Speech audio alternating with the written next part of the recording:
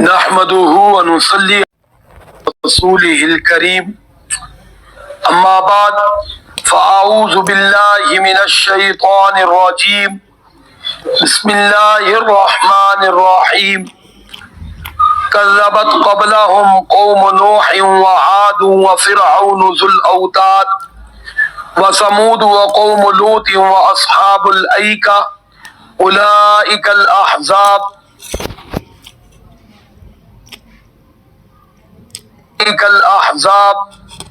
إن كل إلا كذب الرسل فحق عقاب وما ينظر هؤلاء إلا صيحة واحدة ما لها من فواق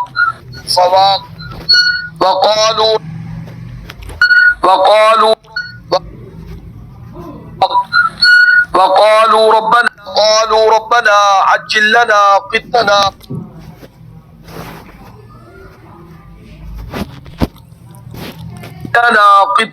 قبل يوم الحساب صدق اللہ العظیم۔ درود شریف پڑھ اللہم صلی علی محمد وعلی آل محمد کما صلیت علی ابراہیم وعلی آل ابراہیم انکا حمید مجید اللہم بارک علی محمد وعلی آل محمد کما بارکت علی ابراہیم وعلی آل ابراہیم انکا حمید مجید۔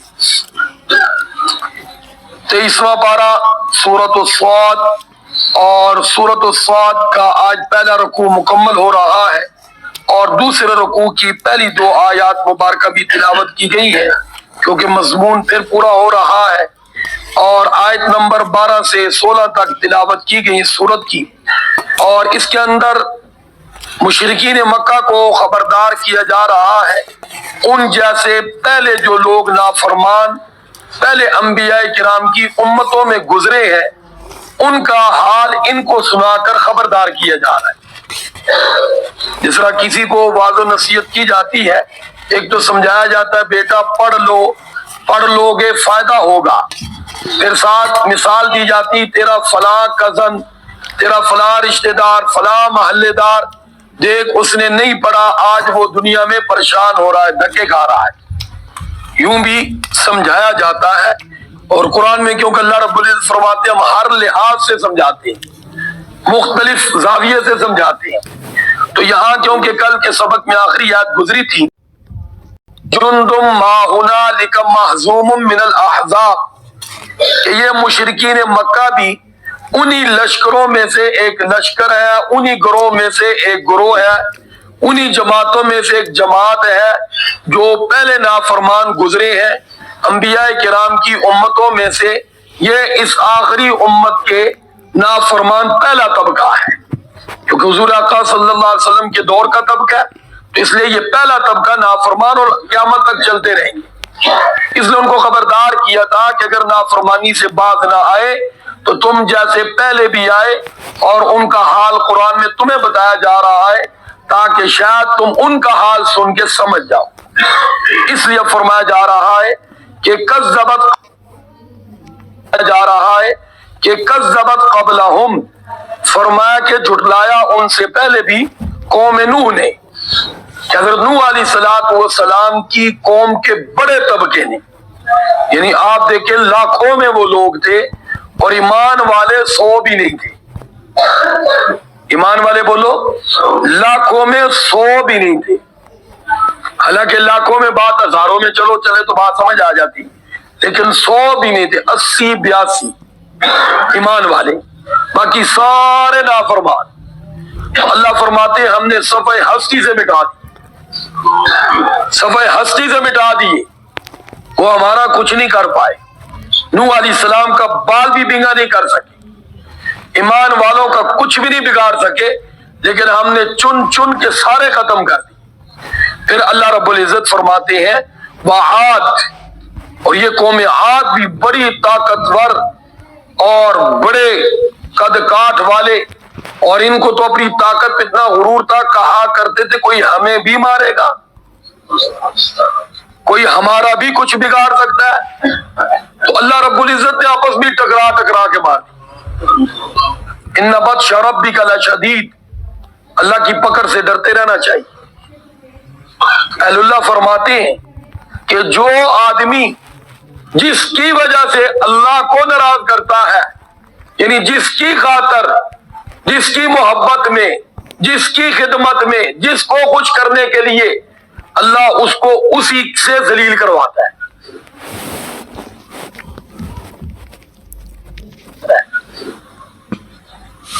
اسی سے ذلیل کرواتے ہیں۔ معاشرے کے اندر آپ دیکھیں، جو لوگ نماز نہیں پڑھتے، بس ایک ہی دھن لگی، بچے بچے، بیوی بیوی، آپ دیکھیں ان کی گھر میں بیوی بچے کے ہاں کوئی حیثیت نہیں، کوئی اوقات نہیں، بلکہ دن رات وہی اس کو ذلیل کرتے، کیونکہ اس نے اللہ کو ناراض کیا، اللہ کا حکم توڑا ان کی وجہ سے، اور اس کے لیے یہی اللہ نے مصیبت بنا دی ہے۔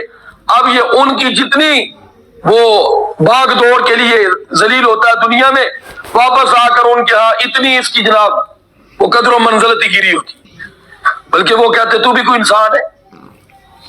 اللہ رحم فرمائے۔ اور جو لوگ جس کو ناراض کرتے ہیں اللہ کی وجہ سے، یعنی اللہ کو راضی کرتے ہیں، کوئی ناراض ہو یا اس کو اللہ اسی کے تابع کر دیتے، اس کی خدمت میں لگا دیتے۔ اب دنیا میں دیکھ لینا، غور کر لینا، جس نے یار کو چھوڑا اللہ کی خاطر، وہی یار اس کے قدموں میں آ کر پھر صرف یار ہی نہیں رہتا، مرید بھی بن جاتا ہے۔ ہاں وہ آتا ہے، وہ پھر معذرت کرتا ہے، یار تو صحیح تھا، تو صحیح تھا، تو فائدے میں رہا، میں غلط تھا، میں غلطی پہ تھا، میں نے نقصان اٹھایا۔ ایک دن آتا ہے، بیوی بچے ہوں بالکل ایک دن آتے ہیں قدموں میں گر جاتے۔ تو اس لیے تو حکم دیا گیا ہے کہ اللہ کی ذات کو سامنے رکھو، آگے رکھو، پہلے نمبر پہ رکھو، باقی سب کو پیچھے رکھو۔ دل اللہ کی قدرت کی انگلیوں کے درمیان میں ہے، وہ تمہاری طرف ان کو پھیر دے گا۔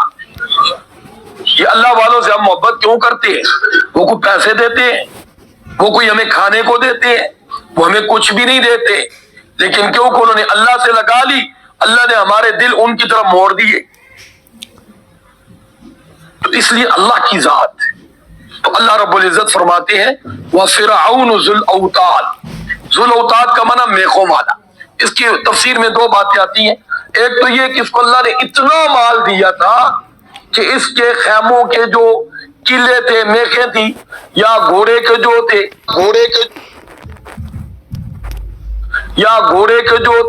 وہ سارے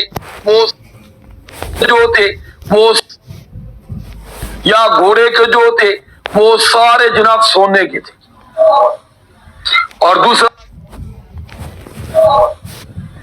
دوسرا اس کے بارے میں یہ آتا ہے، اتنا ظالم آدمی تھا کہ جو اس کی بات نہ مانتا اس کے ہاتھ اور پاؤں میں کیل گاڑ دیتا۔ اللہ رحم فرمائے۔ آج سوئی چپ جائے تو برداشت سے کیا ہو جاتا، بولو معاملہ، اور چھ جائے کہ یوں سیدھا کھڑا کر کے ہاتھوں میں بھی اور پاؤں میں کہ بندہ حرکت بھی نہ کر سکے، اور جب وہ اندر جائیں گے تو کیا حالت بندے کی ہوگی۔ یہ ایسا ظالم آدمی، یعنی دنیا میں بڑے بڑے ظالم ہیں، اللہ نے بڑا بڑا ان کو موقع دیا، وقت دیا، ڈھیل دی۔ تو بہرحال اللہ رب العزت فرماتے ہیں وَثَمُودَ، اور پھر قوم سمود، قوم لوط، پیچھے آپ پڑھ بھی چکے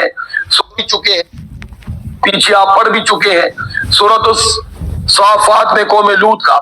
اور پھر فرمایا وَأَصْحَابُ الْأَيْكَةِ، اور یہ ایکا والے، یہاں مدین ایکا والے بعض رات نے ایک ہی شمار کیے کہ حضرت شعیب علیہ السلام کی یہ امت تھی، قوم تھی، اور بعض نے کہا کہ مدین شہر والے تھے، ایکا یہ جنگل والے تھے، ایک راستے میں، یعنی جنگل کے کنارے پر اور راستے پر ان کی بہت بڑی بستی اور بڑی اللہ نے خوشحالی دی۔ اور پھر فرمایا اولئک الاحزاب، اے مکہ والوں تم تو کچھ بھی نہیں ہو، یہ بڑے بڑے گروہ تھے، بڑی بڑی جماعتیں تھی، بڑے بڑے قداور تھے، بڑے بڑے مال و دولت والے تھے، اور دنیا کے اندر بڑا ان کا نام تھا، لیکن فرمایا کہ ہم نے ان کو صفحہ ہستی سے کیا کر دیا، مٹا دیا۔ ان کل الا کذب الرسل، فرمایا ان میں سے ہر ایک جن کا یہاں نام لیا گیا ہے یہ سب رسولوں کو جھٹلانے والے تھے، اور فحق عقاب، جب ان کا وقت پورا ہو گیا تو ہماری طرف سے بھی سزا ثابت ہو گئی، عقاب ہماری طرف سے بغیر ثابت ہو گئی، اور فرمایا وما ينظر هؤلاء الا صيحة واحدة ما لها من فواق. ان پر عموماً کیا عذاب آیا تھا؟ اللہ فرماتے فرشتے کو بھیجا اور اس نے ایک چیخ ماری، لوگوں کے جگر پھٹ گئے. تو فرمایا کہ تم بھی اسی کا انتظار کر رہے ہو، الا صیحۃ واحدہ، جو ایک چیخ ہوگی، ما لها من فواق، اور اس میں کوئی وقفہ نہیں ہوگا. یہاں فواق آرام کو بھی کہتے ہیں اور فواق اس دورانیوں کو بھی کہتے ہیں کہ عرب والے جب اونٹنی کا دودھ نکالتے تھے تو پستانوں میں ختم ہو جاتا تھا، جو تھا وہ نکال لیا، تھوڑی دیر رکتے تھے اور وہ جو پیچھے اللہ کا نظام ہے پیٹ کی نالیوں میں جہاں دودھ ہوتا تھا وہ دوبارہ پستانوں میں آ جاتا تھا.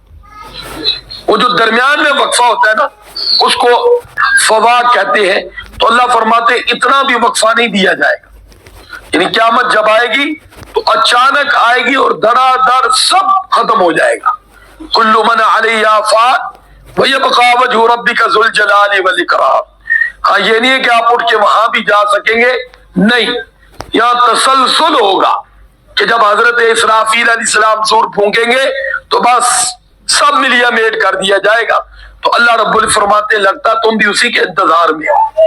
پھر آخری آج سبق کی آیت مبارکہ میں ایک ان کی بہت بڑی کم عقلی اور نلاکی کی بات اور اللہ کے نبی صلی اللہ علیہ وسلم کی تعلیمات کا ایک مذاق اڑانے کا انداز یہاں ذکر کیا گیا ہے. یعنی مجھے اور آپ کو خبردار کیا گیا ہے کہ حضور آقا صلی اللہ علیہ وسلم کو کیسے کیسے لوگوں سے واسطہ پڑا ہے، کیسے کیسے عجیب لوگ تھے. جب حضور آقا صلی اللہ علیہ وسلم ان کو ڈراتے، آنے والے عذاب سے آگاہ کرتے اور ایمان لانے کی صورت میں جنت کی بشارتیں سناتے تو بطور مذاق کہتے اچھا آپ اور آپ کے ماننے والے جنت میں جائیں گے اور اچھا نہ ماننے والے جہنم میں جائیں گے. تو پھر ساتھ ہی کہتے وہ پھر دیر کس بات کی ہے، وہ پکڑ کل آنی آج کیوں نہیں آ جاتی ہے